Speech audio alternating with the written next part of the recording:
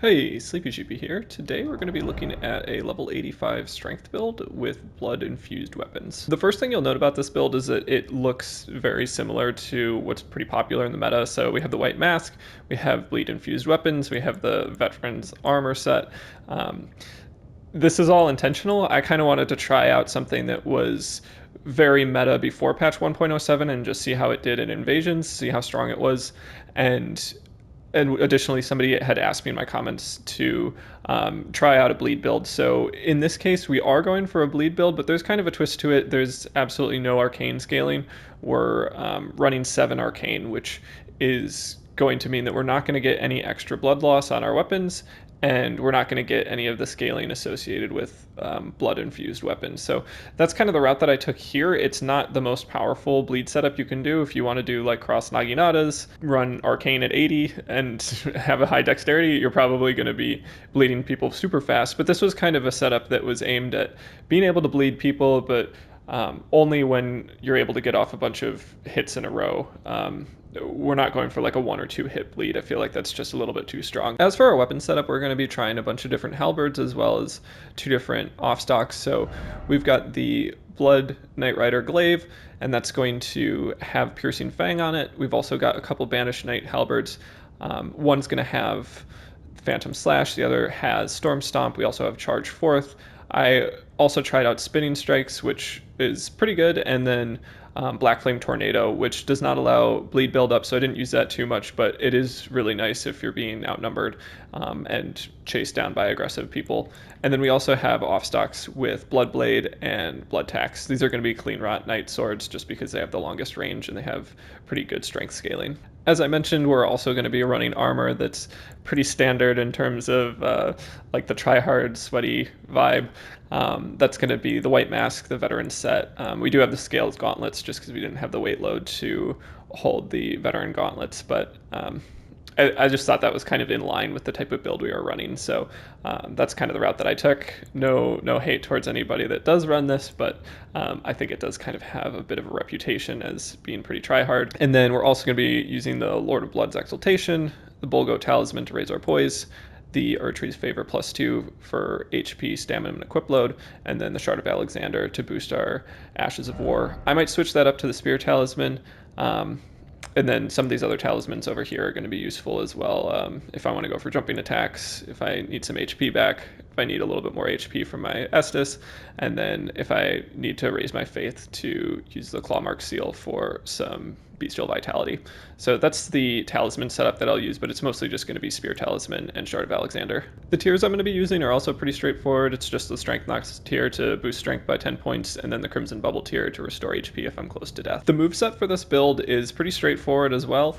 We're going to be going for a lot of pokes, maybe some overhead light attacks. The jumping heavy is going to be probably better than the jumping light, just because you get a little extra range. And the name of the game here is poke attack, and then follow it up with the off-stock pokes, just because they frequently combo into one another, where one hit will stun lock, and then that will also potentially stun lock, and it just comes out very quickly. You'll also notice in some cases that I'll get the first hit, go for the stun lock attack here, and then if they keep attacking, this is going to come out quicker than them, and we'll often just continuously stun lock them. And there's been a couple times throughout the invasions where I've just been able to spam the light attack with the offstock, and they keep going for attacks, and all of their health gets deleted, especially because the blood buildup is 76, so they're getting quite a lot of bleed buildup. As for the Ashes of War that we're going to be using, Piercing Fang is going to be pretty useful if people are spamming magic or something, or kind of have a AoE that's blocking your path, since you do get iframes through the middle half of that lunge. So that can be pretty useful in that case. Storm Stomp is going to be pretty amazing with this setup, since you can Storm Stomp, stun lock them into a poke, and then another poke, and all of that pretty much true combos. So that's going to be useful there. Charge Forth I used as a wake up a couple times after critical attacks, and it's similar to the Gundyr wake up that existed in Dark Souls 3, so I kind of like that a lot. It's possible to dodge it, but I think it's kind of a fun way to change things up, and you do get bleed buildup on 3 hits rather than just 1, so that's pretty cool. And then we also have Phantom Slash, which was recently buffed. That can be really nice. It's a 2-part attack. if you have enough FP. So you get the first strike, the second strike, third strike, and a fourth strike if you press L2 twice throughout that combo. So that can be really nice. You can also change your direction. So if you want to face that way and then turn around, you'd have to unlock from your opponent, but that sends the Phantom towards your enemy and then gives you space out of there. So that can be useful for something like Rivers of Blood or the Waterfowl Dance Ash of War. It's a pretty good counter to those. An additional thing that I did want to mention about Phantom Slash is that in testing, I was not able to proc any bleed, so I believe that the Phantom does not do any bleed damage. Your hit with the weapon should do bleed buildup, but I don't believe the Phantom does any, so that's something to be aware of. If somebody's close to being bled, I don't recommend you Phantom Slash and only send the Phantom their way. You should probably try to get in there and hit them with your weapon as well. I'll discuss how I feel about this build more throughout the invasions, but that's pretty much all I have to say in terms of how we're going to be setting it up. So yeah, let's just go ahead and jump into those invasions.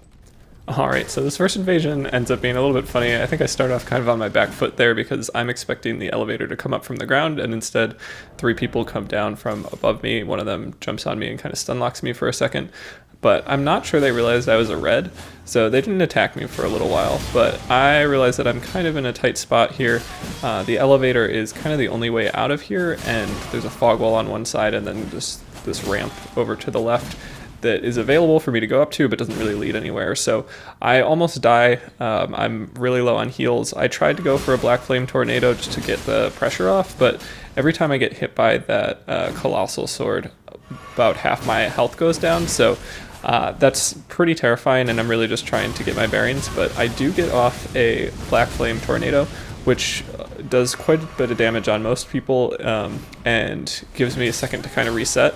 And it also does enough damage to get somebody one hit from death. So I go after that person. They definitely shouldn't have kept aggressing. They should have healed, especially when I had pretty much full health and they were one hit away from death. So that ends up bringing it down to just a 2v1, and this starts to feel a little bit possible at this point. The Colossal Sword that this opponent is using is pretty terrifying, just the amount of damage that they're able to do, but the host is not really doing too much damage. They're kind of playing a passive role at this point. I feel like they're a little bit worried about getting killed, and they might be out of heals because I don't think they have healed since they got close to being one hit from death. So I let the PvE kind of start distracting the Phantom there, and then I go for the host a little bit, use Piercing Fang, which does probably the most burst damage throughout this entire build other than like a Black Flame Tornado, and I managed to get a backstab here, which is pretty nice. I feel like going for that on a colossal attack like that is always a good opportunity. And then I'm trying to finish them off with the Piercing Fang. It doesn't quite work.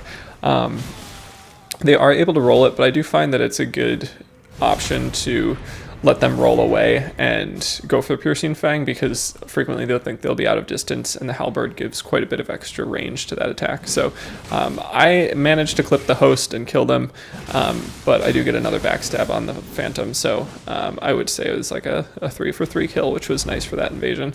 This next one, we have a player going for pretty much this continuous stun lock that comes with the Stormhawk axe. So if you haven't been hit by that before, it essentially stun locks you for a really long time and will oftentimes completely kill you. So I try to avoid that entirely and then get off this L1 spam that really just completely demolishes that Phantom.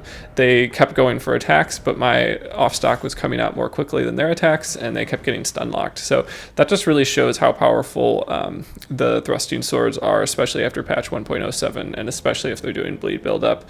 Those three things together kind of make it a force to be reckoned with, and honestly the off-stock ended up being potentially stronger than the Halberd, but I didn't want to just kind of rely on that, and it also is kind of nice to just try out this more meta-styled build with the Halberd pokes in one hand and the off-stock in the other.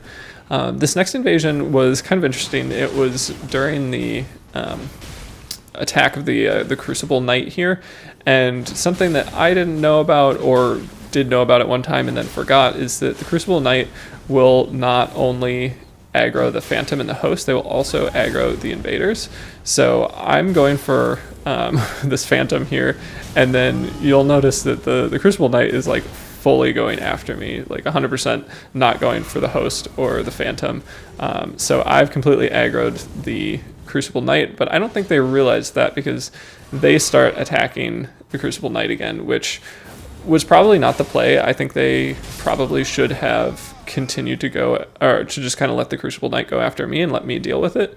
But the Host does kind of wisen up here and hop over the ledge and get out of range of the Crucible Knight now that their Phantom is dead. So I hop down as well after switching to my parry shield, and I go for just a basic poke, try to bait an attack, go for the parry, and then here I want to get the Gundyr swap that was pretty popular in Dark Souls 3, so I switch my weapon and then go for a fully charged weapon art with charge 4th, and that does quite a lot of bleed buildup and decent amount of damage, and then one more poke is enough to finish off that Host. So that was pretty effective, and was just kind of a fun way to flex. I definitely like the Gundyr swap.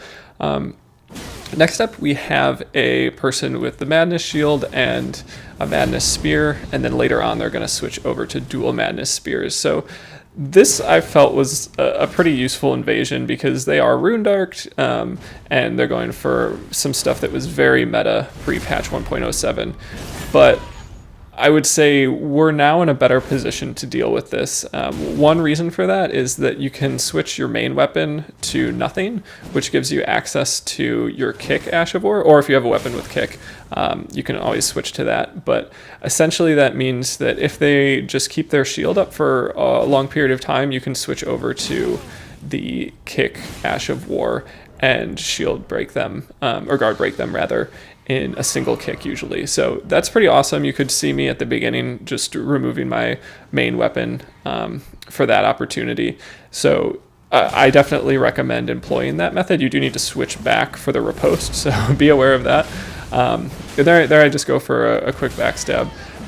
But they decide to get rid of their Madness Shield, because I went for a backstab earlier, and I go for the Storm Stomp and off-stock poke. And here I think that I've killed them, or that I'm pretty close. I go for the charge 4th kind of wake up. Don't manage to hit any of them, so that's definitely something to be aware of. You're not guaranteed a kill with that wake up. They can definitely dodge it, but it is potentially good if they just go for one roll or something and then start to heal. You can stun lock them usually a couple times throughout the duration of that Ash of War. They then switch up to the dual Vike Spear setup, and one aspect of 1.07 that applies to this setup is that the amount of madness buildup that I'm going to get from the dual Vikes, if they both hit me simultaneously, is going to be less than used to be applied. So I'm more able to deal with the madness buildup easily, and I'm not worried about getting just, hit by a charged L1 and madness built up immediately. And then here we do see how effective the Storm Stomp is with the Halberd off-stock combination. Just pretty much stun lock them like 4 or 5 times in a row and get the bleed build up in the process. So that turned out to be a really effective way to deal with kind of a meta style build that used to be pretty popular. I don't think my opponent was amazing with that particular build, but it used to be kind of an unbeatable crutch that less skilled players could use, and I don't think it's in that category anymore. Next up we have a 2v1 with one player with the Bloodhound Fang and then another with a Halberd, and here we can see why this setup is so popular in 1v1 situations, or duels specifically. So the Halberd just applies a ton of pressure because the pokes come out quickly and do a decent amount of poise damage, and then you also have the off-stock, which comes out even faster and doesn't do quite as much poise damage, but is just really solid in general. And you can easily, switch it up to a Phantom Slash and get some extra range if they get used to your roll catch timing or are just not going down quickly enough. And then here we have the player with the Halberd, and I'm able to use my Halberd and blood build up to just really apply the pressure here. The pokes kind of keep coming, the status bar is rising even if I don't land the damage, and you can see them just continuously panic rolling, and all I really need to do is vary up the timing with my off stock, and eventually I'll land a hit. So that is kind of why it really behooves you to work as a team against your invader, especially if they're running something that's really effective against one-on-one setups like this particular build. Next up, we have a duo that's a little bit better as a team. We have the one player with the dual whips and then another player with the dual greatswords. The player with the dual greatswords doesn't have much poise just based on the armor that they're wearing.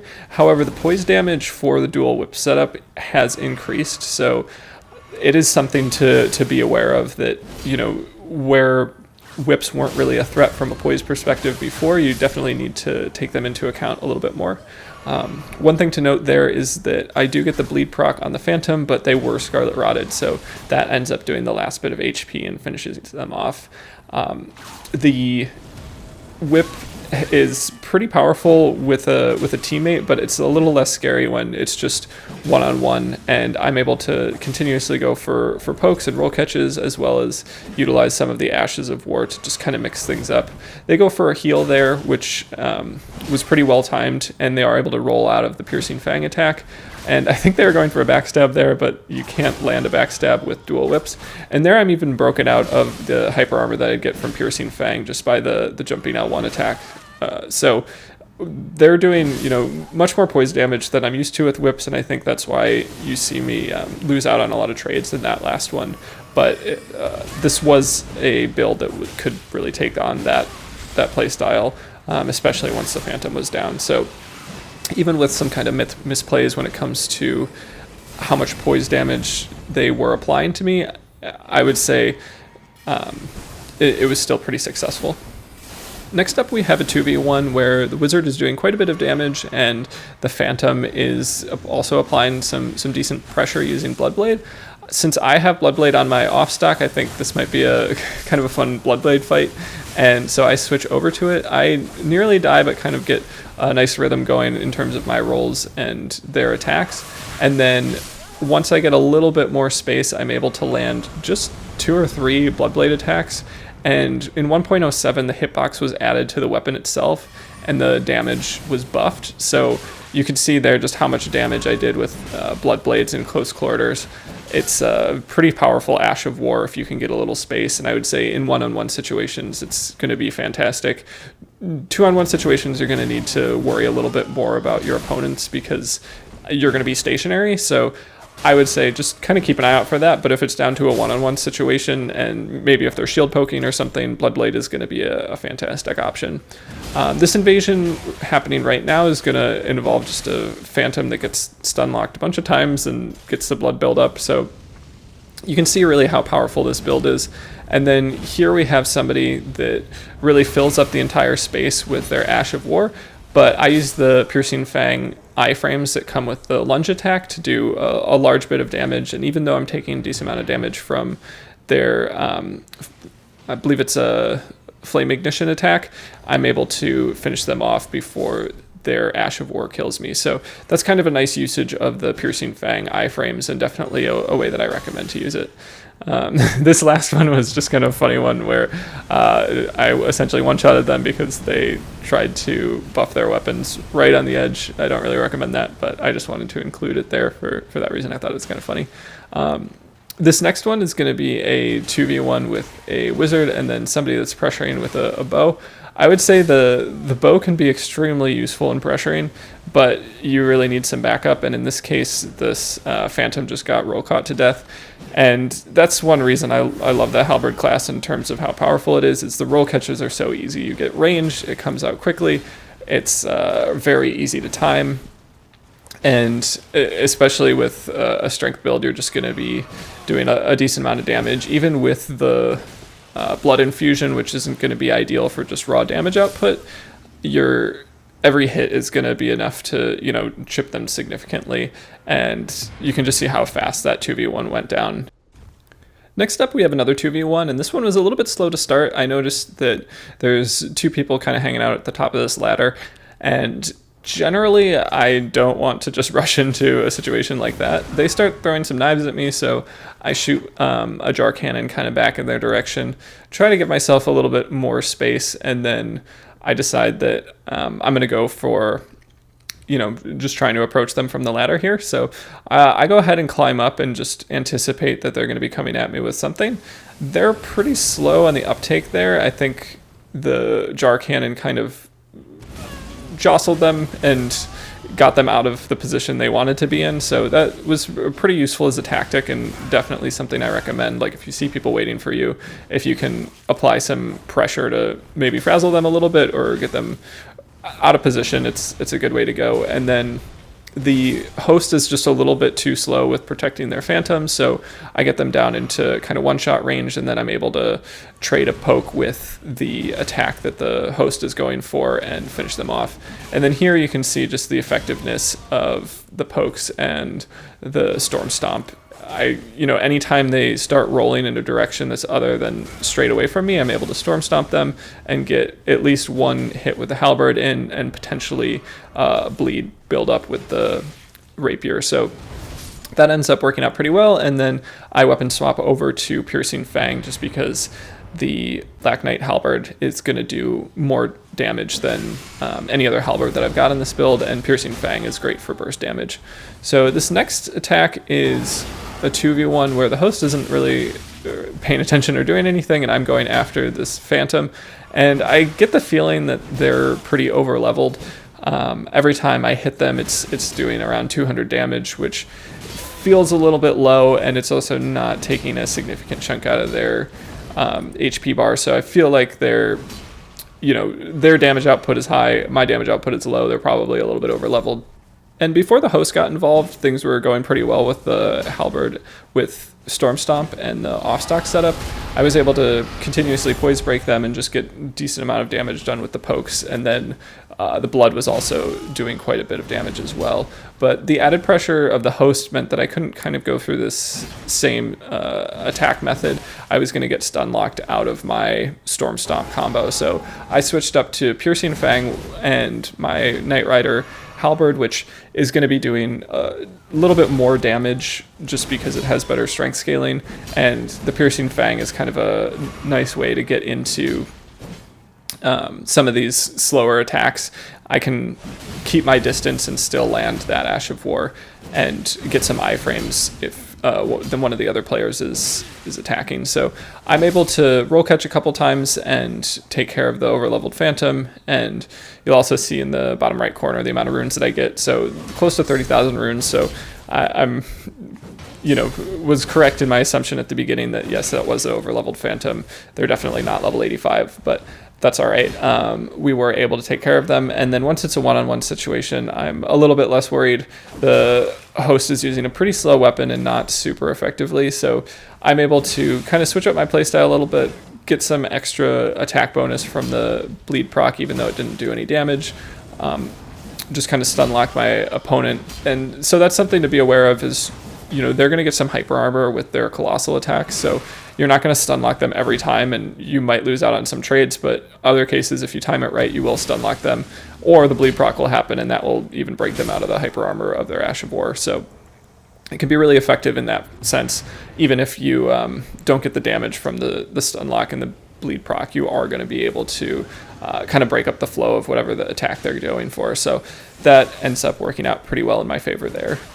At this point, I kind of feel like I'm repeating myself, just mentioning that the different aspects of this build are really strong for lots of different reasons. So even with 7 Arcane and no scaling associated with the bleed infusion, you really are getting a very strong build, especially with the halberd off-stock setup. The new poise damage that you get with thrusting swords is kind of ridiculous, especially if bleed buildup is being applied.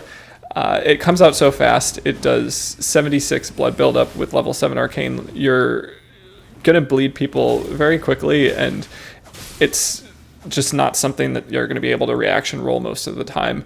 And you also get a decent amount of range. So there are so many different elements of this build that felt really strong, and it kind of, I don't know, demonstrates why I don't really go for builds like this too often. And if we were kind of seeking out to answer, like, is bleed buildup still strong? Is the old meta still relevant? I would say yes to both of those things. I would say From Software did a great job of addressing some of the issues that come with dual weapons that apply status in the same moment. So like dual Vike spears or dual curved swords with bleed buildup. Those are definitely tuned down a little bit, but status procs in general are still extremely strong and kind of something to be pretty wary of, and especially in the hands of people who have been playing this game for a long time. Like they're going to be effective. That said, I would say that this build did a decent job of approaching the way that I would like to see status applied in this game, where if you are going to be going for status buildup, I don't think you should be getting damage scaling associated with the amount of extra status buildup you're getting. So I would say Arcane is kind of a tricky stat in this instance, where if you have weapons that scale with Arcane and they're getting both status buildup increases and damage output increases in that process, I think those weapons need to be fairly nerfed before you can really use them in a fair way. I don't know, it's hard to say what the right approach is, because historically status buildup hasn't been too much of a thing to worry about, and I like that this game has addressed that kind of aspect where you do need to worry about status buildup. It is effective, but the amount of damage you can get with something like cross naginatas and how quickly you can bleed people with those, especially if you're dealing with an overleveled phantom, is definitely still a problem. I didn't showcase it in this video, but I've definitely seen videos of people using it extremely effectively, and the fact that you get quick long-range pokes with something that does status buildup and scales with Arcane is a little bit absurd. There's not great ways to outplay that, and everything you do is going to have extremely high risk associated with it, because just it takes such a small margin of error to really defeat your opponents with that kind of setup. So I would say, patch 1.07 did a lot of awesome things. There's still stuff to work on, and a lot of the stuff kind of established in previous meta is still very relevant. Status procs are strong, and the bleed buildup especially is going to be a great way to effectively deal with people. So that was kind of my general feelings about this build as a whole. If you made it this far, I just wanted to say thanks so much for watching. If you have any build recommendations or stuff you'd like to see in the future, I'm always happy to try new things or even try old things. But yeah, that's all I've got for you. Have a good one.